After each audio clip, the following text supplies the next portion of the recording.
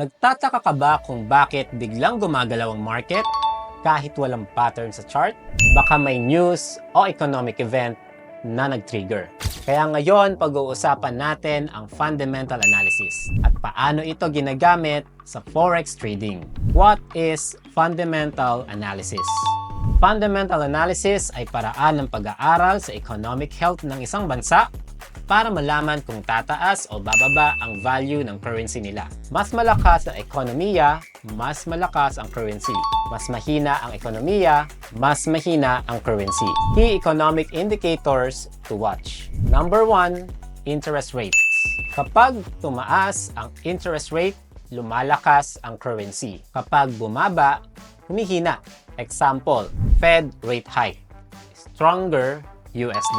Number 2, inflation rate. Mataas na inflation, babantayan ng central bank. Minsan, nagre-react agad ang market bago pa man maganap ang decision. Number 3, employment data o jobs report. Kung maraming may trabaho, ibig sabihin healthy ang ekonomiya.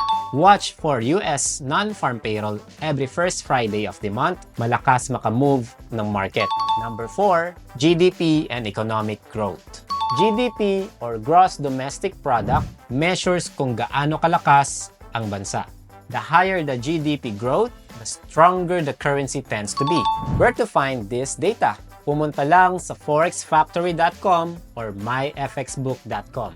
Hanapin ang economic calendar para updated ka sa lahat ng major news. Ngayon, alam mo na kung paano ginagamit ang fundamental analysis sa forex, pero paano kung chart lang ang gamit mo sa pag-analyze? Next episode, ano ang technical analysis at paano ito gamitin para makita ang entries, exit sa market. Click the link sa description para mapanood ang next video. Gusto mo bang may magturo sa'yo kung paano gamitin ang balita sa trading? Sumali sa aming free 3-day Forex Trading Bootcamp. May market analysis, may live trading, may support, community. Register now, link sa description or comment section.